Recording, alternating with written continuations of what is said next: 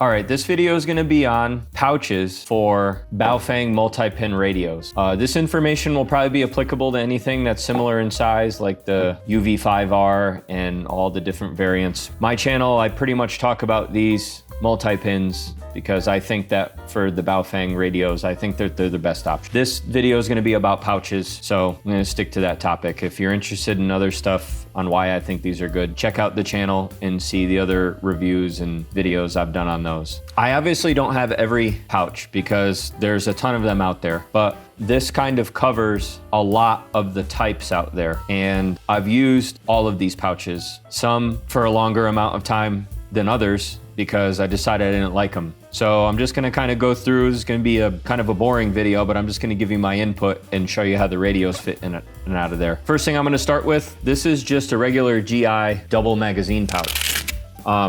This is obviously not a radio pouch, but when it comes to these size radios, whether they have an attachment on the side or you just have it set up with an antenna, they can serve a purpose very cheaply. This particular one, this is brand new. I don't think it was ever issued. It has the elastics to keep it tight, so you can shove it in there.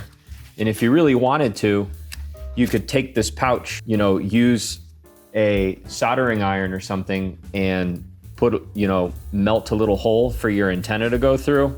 Even without doing that, it's pretty secure. Even if you were to like roll this up and tuck it in the back, because the elastic is on there, it's not gonna come out, you know, and you could easily just yank it out, make your changes or use it and put it back in. Over time, the elastic usually breaks in. So disadvantage, you can't look at it while it's in the pouch. It's gonna be much, much tighter if you have something attached to the side, but it will fit in there. And sort of a common thing that's gonna happen with any softer pouch is, I don't know if you can hear it getting picked up on the mic. If you're to lay down on the ground or lean against something or your rifle, you're gonna be able to hit keys both on the front. That's where it's really gonna get you, is on the side. Because you can lock the keypads on these radios. You will not lock the push to talk. It'll get you by. It gives you an idea of how they fit in there. Cheap option. Or you already have a magazine pocket, take your mags out and stick a radio in there. It's a temporary thing. Forgot to mention with this one, it'll work whether you have an extended battery or not. The next one, and there's a ton of different variations of this one. This particular one is the Blackhawk Strike radio pouch, and it's got Velcro that runs all along. So depending if you have an extended battery or not. Now, the idea with this is same thing, it's got a little elastic around it. This is much more awkward to do when it's actually not on your gear and it's not kind of being held up by anything, but just got the little shot cord in the middle, and then it's Velcro and a button to make it a little bit more secure. Makes it so you have access to your volume, but other than that, it has the same disadvantages. You can hit the keys on the front and the side, and depending on how disciplined you want your kit to be from being reflective and stuff, which I think is important in certain circumstances, and to also protect the radio, the whole top of the radio is exposed. If you're not running a radio that's water resistant, you know, this is directly open to whatever is gonna fall on it. Sand, dirt, mud, rain, sweat, whatever. So, but the thing that's nice is it is easy to get off, simple, these are affordable, and it will fit if you have something attached to the side as well, and it will work with an extended battery and a bunch of different types of radios. Just to show you that it will work with something attached on the side of the radio as well. I forgot to mention here, that's one of the disadvantages of having the top of your radio always exposed as well. You may accidentally be moving around, and then, so, you know, what if all of a sudden, you know, your rifle came past here and you didn't realize it and you click it off? Or if you have it turned down on purpose to be really low and all of a sudden you turn it up really loud. Things to think about. So here's another one that I had ran for a while to try out. This worked pretty good. This is the HSGI High-Speed Gear Incorporated stun gun taco pouch. Might be thinking, well, what are you gonna use a stun gun pouch for a radio? Well, the little retainer for the stun gun, similar to those radio pouches, this is adjustable. When I ran it, I didn't use this. What's nice is this, it's all hard Kydex on the inside with the multicam material. Because it's a taco pouch, not the easiest getting it in there, but once it's in there, it's very secure. You could add a bungee cord over the top of this if you wanted to, whether you have an accessory or not. And the tension on the taco is adjustable by your bungee here. You pull this bungee tighter, you know, say if you didn't have an accessory on the side, and you have access to your volume, but because the taco comes up a little bit higher on these multi-pin radios, it's protecting the volume from getting hit, you know, by your gear. Little side note on the radio things, and I may do a video down the road showing with helpful little changes to the radios, but getting a little pull tab on the lanyard so you can pull these radios in and out. Now, with it being tight on the sides and the front, the chances of getting an accidental hot mic from push to talk on the side or the keys goes way, way down, because this is all very, very stiff. And when I ran this for a while, it was really good. The reason why I ended up taking this off my kit was I wanted something that the radio was completely covered by, and that was one of the drop down pouches. I didn't need to actually pull the radio out to change it. But this was on my kit for a while. It worked really well. And I'd say the only other disadvantage from where I positioned my radio is it was kind of where my offhand elbow was. It was hitting this. That's just my problem I had to work through. It was not enough to make me hate it. I really like how this pouch worked for the radio. And you could utilize this as well and still keep it in there to get an extra amount of protection. And if you wanted to access the radio, put a little pull tab on this, get it out of the way and pull your radio out. I just chose not to do that. Another thing with having these raised up on the side for the multi-pin as well is it does give some protection to your connection for the antenna if you're running a removable antenna. If you're running a straight antenna, well, it's still giving some protection to it too, but you're gonna have that antenna sticking out. So here's something that's totally different. I got this to try out, and I use this more as like an administrative thing. And they make a really cool one for the UV5R. I'm wondering if in the future they'll make one for this.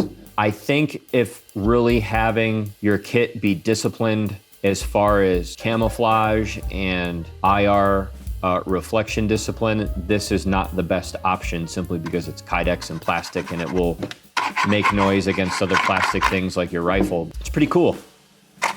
It's a Kydex holster for, I'm sorry, it's gonna work into a problem I'll show you in a second. Kydex holster for these radios, whether they have an accessory or not.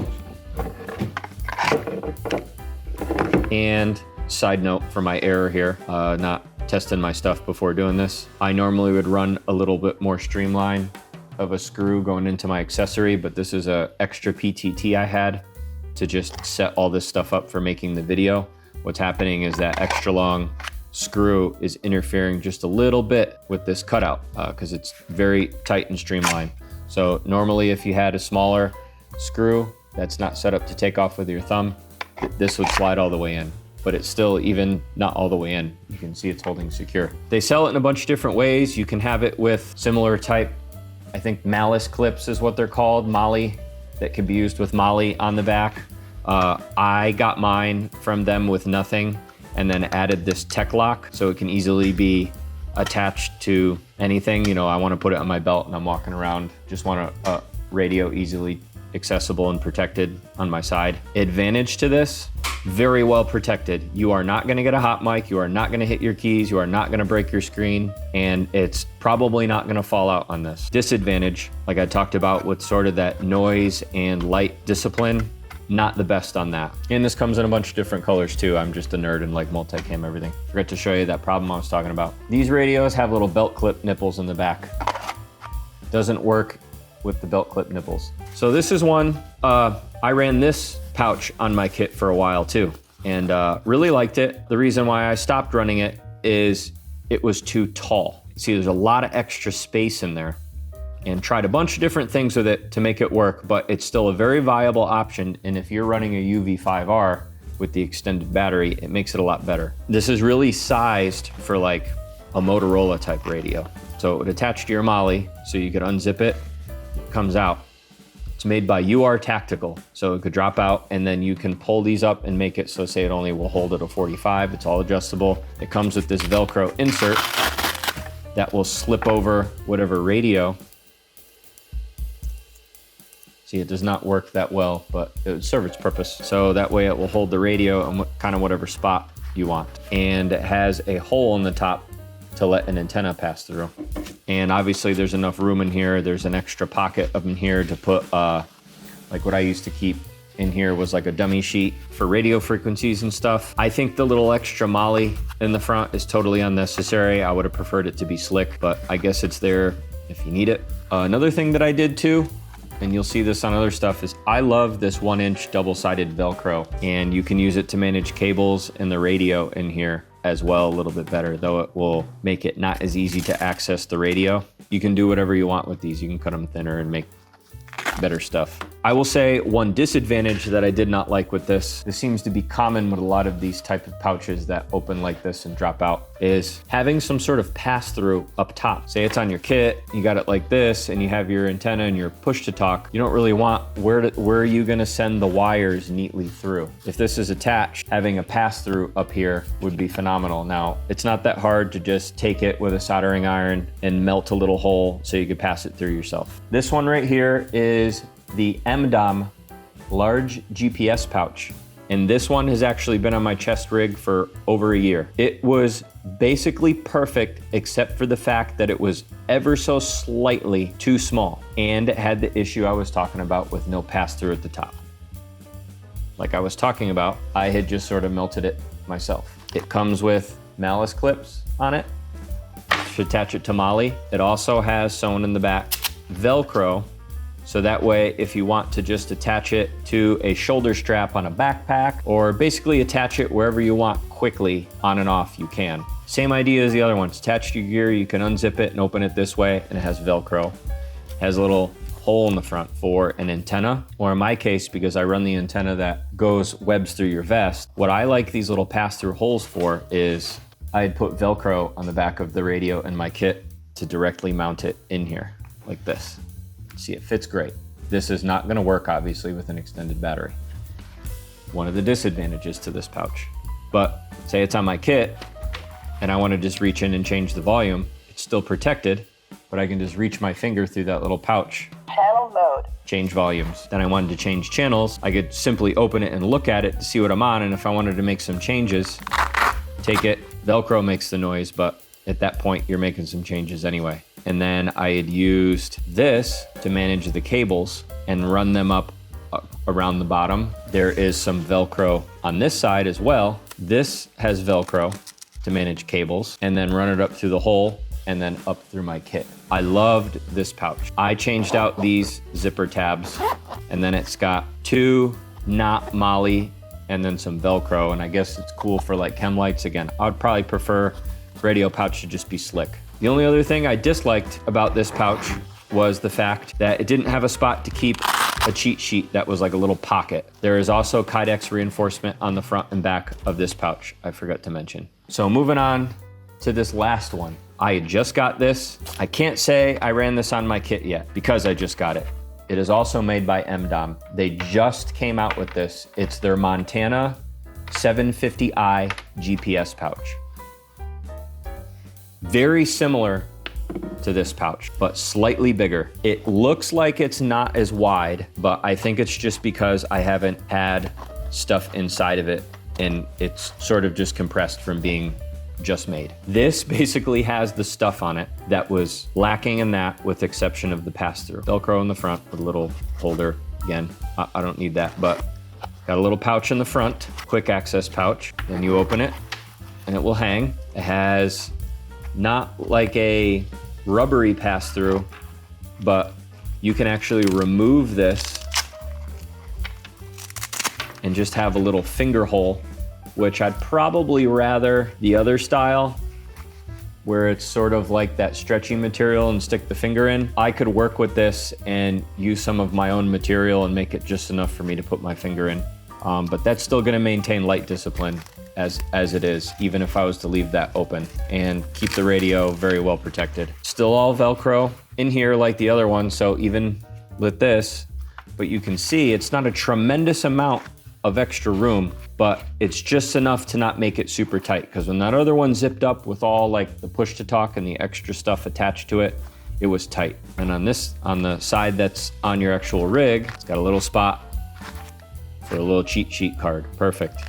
And it does come with this, that's for holding the GPS. That other pouch, their GPS pouch, came with something like this too. I honestly don't know where it is because it didn't work for me.